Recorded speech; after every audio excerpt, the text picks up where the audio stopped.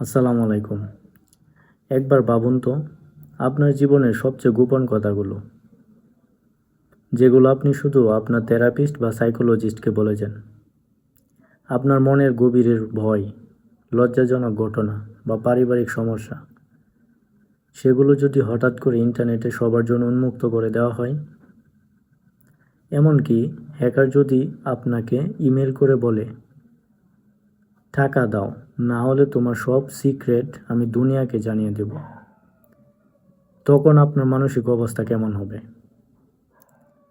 আজকের ভিডিওতে আমরা জানব ইতিহাসের অন্যতম নিষ্ঠুর এক সাইবার ক্রাইম বা হ্যাকিংয়ের ঘটনা সম্পর্কে।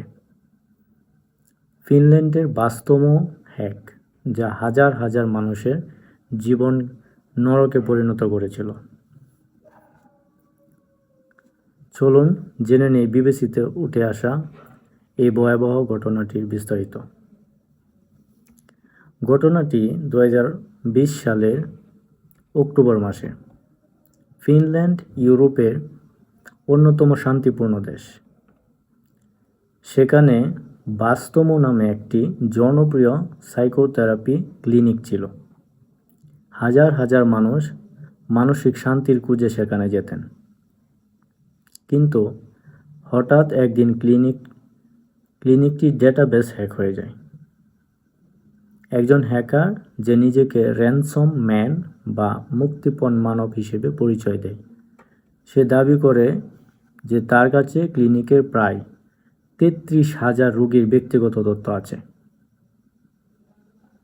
আর এই তথ্য শুধু নাম বা ঠিকানা নয়, এতে ছিল রোগীদের থেরাপি নোট, অর্থাৎ সেশনে বসে রোগীরা ডাক্তারকে তাদের যেসব একান্ত গোপন কথা বলেছিলেন, পরকীয়ার সম্পর্ক, ছোটবেলার ট্রমা, এমনকি আত্মহত্যার চেষ্টার কথা, সবই হ্যাকারের হাতে চলে যায়। প্রথমে হ্যাকার ক্লিনিক কর্তৃপক্ষের কাছে প্রায় 4,50,000 ইউরো বিটকয়েনের মাধ্যমে মুক্তিপণ দাবি করে।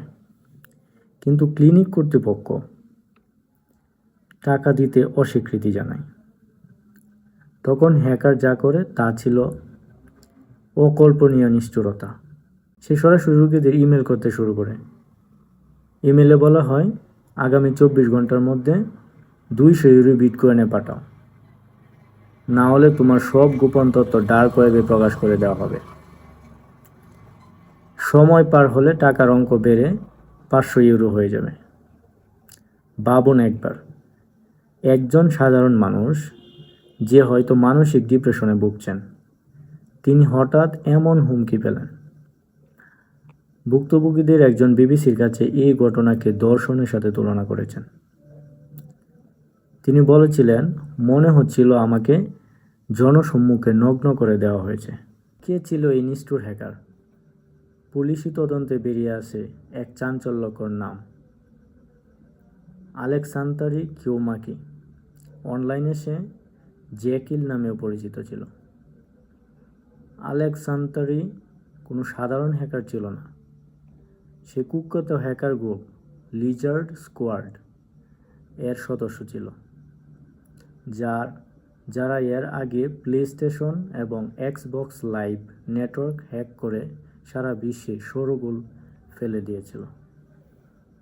বাস্তব হ্যাকের সময় সে ফিনল্যান্ডে ছিল না, বিলাসী জীবনযাপন করছিল। কিন্তু শেষ রক্ষা হয়নি। 2023 সালে ফ্রান্স পুলিশ তাকে গ্রেপ্তার করে এবং ফিনল্যান্ডে ফেরত পাঠায়।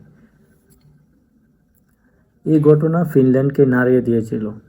তদন্তে দেখা যায়, বাস্তব ক্লিনিকের সিইও আগে থেকেই জানতেন যে তাদের সিস্টেমে সমস্যা আছে, কিন্তু তিনি তা গোপন রেখেছিলেন।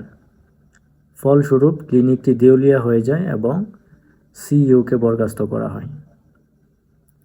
অন্যদিকে হ্যাকার আলেক্সান্দারি কিউমাকিকে বিচারে 6 বছরের বেশি কারাদণ্ড দেওয়া হয়।